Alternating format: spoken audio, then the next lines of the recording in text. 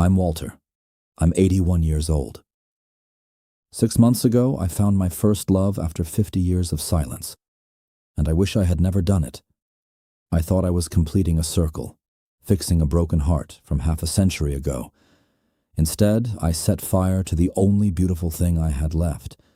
If you are sitting there with a name from your past on your mind, pay attention. This is what happens when you try to exhume the dead. It started on a rainy Tuesday. The house was too quiet, and the television was just background noise. I found myself at my desk, my fingers hovering over the keyboard like a nervous kid. I typed Sarah Miller into a search bar. My heart wasn't just beating. It was thumping against my ribs like a trapped bird. I felt like a criminal. I found her.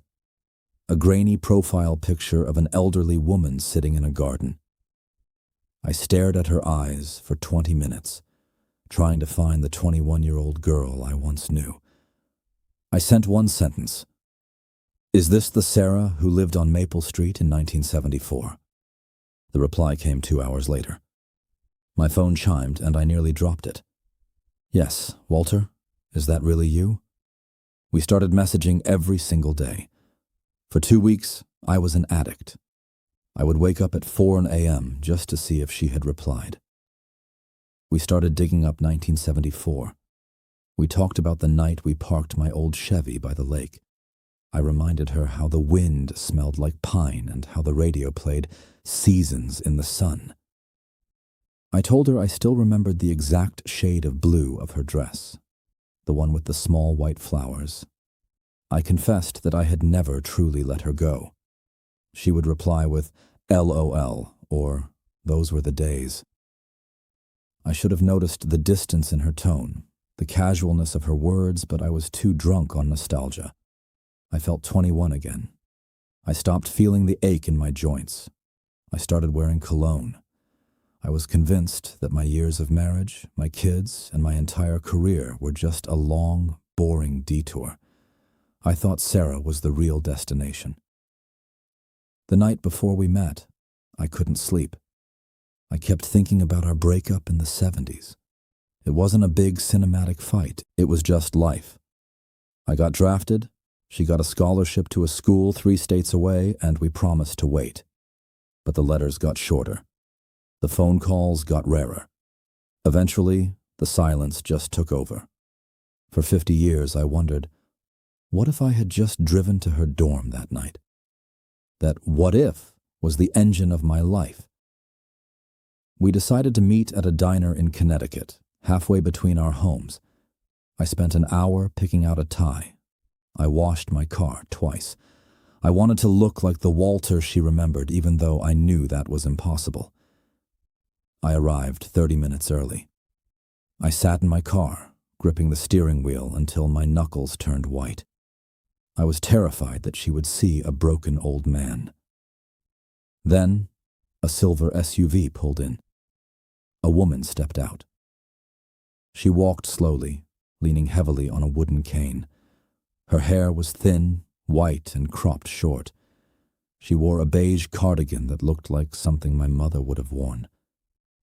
When our eyes met, there was no lightning bolt. There was no movie moment. There was just a cold, sinking realization that I didn't know this person, and she didn't know me. We hugged, and she felt fragile, like dry leaves that would snap if I squeezed too hard. We sat in a corner booth, and the waitress brought us 2 coffees. The steam rose between us, a gray fog that felt like the 50 years we had lost. I tried to jump right back into the lake. I looked her in the eyes, trying to find a spark, and said, I've thought about that last night at the lake every single day for half a century, Sarah. I can still hear the water hitting the shore. Sarah looked at me, took a slow, agonizing sip of her coffee, and frowned. She looked genuinely confused. The lake. Which night, Walter? We went there so many times that summer. Was that the night the car broke down and we had to walk home? I felt like she had slapped me across the face. For 50 years, that specific night, The moon, the promises of eternal love, the way she looked in that blue dress, was the foundation of my emotional life.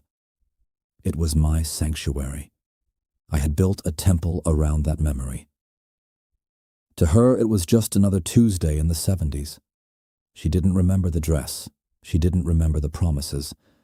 Instead, she spent the next hour talking about Bill. Bill was her husband of 42 years.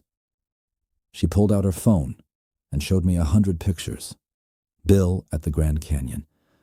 Bill holding their first grandson.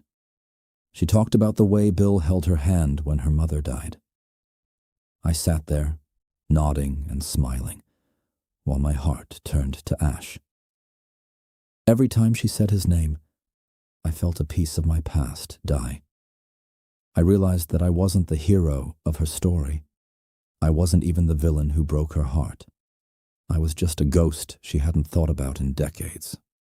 This is the hard truth they don't tell you. I wasn't missing Sarah. I was missing the man I was when I was with her. I was 81 years old, Walter, chasing a version of myself that died a long time ago. Finding her didn't bring back my youth.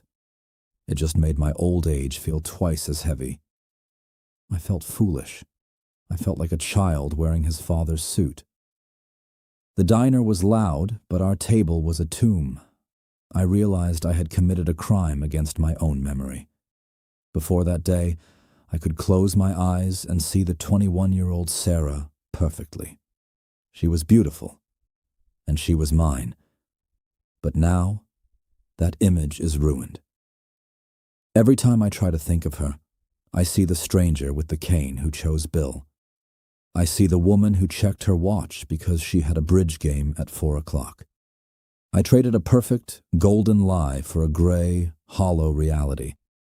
I destroyed my sanctuary for a cup of bad diner coffee and a story about a man named Bill. I paid the check and we walked to the parking lot.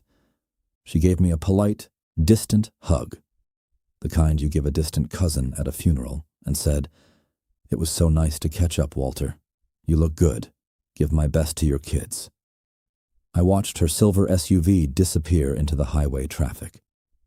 I sat in my car for an hour, just staring at the empty parking space.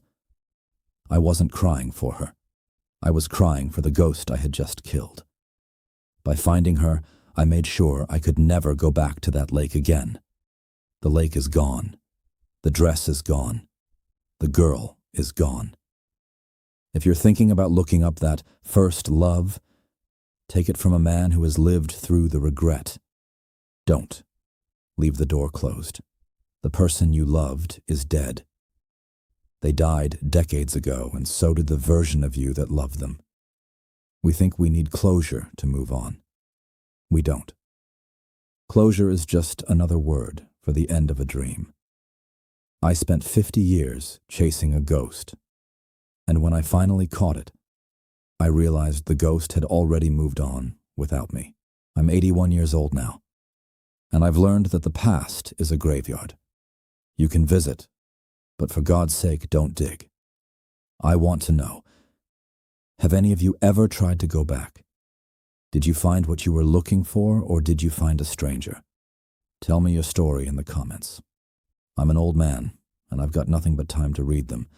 If you found value in this hard truth today, please subscribe to the channel. I share these stories from my long walk home so you don't have to make the same mistakes I did. Hit the notification bell so you don't miss our next conversation. My name is Walter, and thank you for listening.